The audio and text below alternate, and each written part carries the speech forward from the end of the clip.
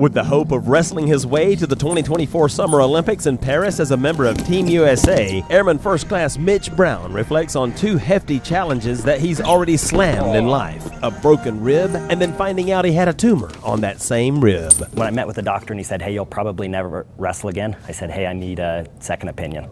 Went to a different doctor, he said, "Hey, you'll wrestle again." When I went to MEPS and they said, because you had open chest surgery, you can't join the Air Force. I said, okay, what do we got to do so I can join the Air Force? He's part of the Department of the Air Force's World-Class Athlete Program. WCAP, as it's called for short, was established in 1995, and it's managed by the Air Force Installation and Mission Support Center's Air Force Services Center.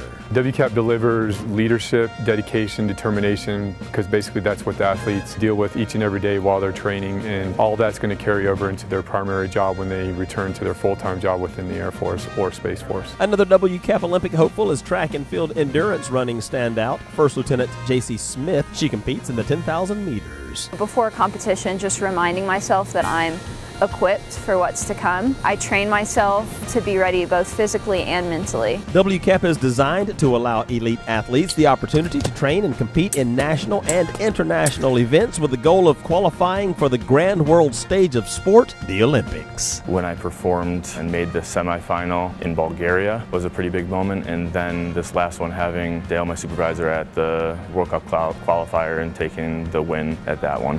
Airman First Class Tyler Evans and Major Phelan French are each hoping to compete in the men's and women's divisions, respectively, in modern pentathlon, which consists of fencing, freestyle swimming, equestrian show jumping, pistol shooting, and cross-country running.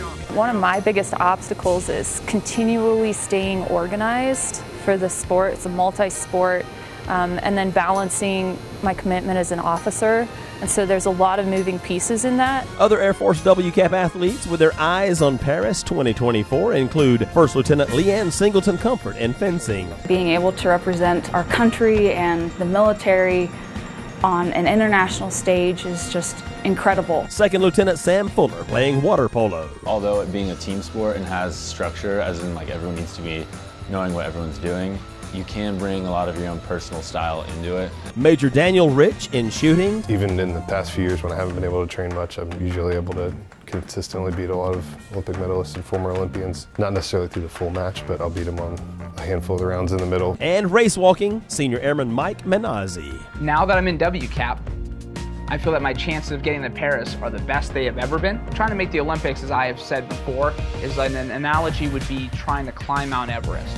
While some of these airmen could find out as early as October if they'll march as part of Team USA the following summer in Paris, others may not know until qualifying competitions just a few weeks before the Olympics opening ceremony, July 26, 2024. For the Air Force Installation and Mission Support Center, I'm Brian Goddin.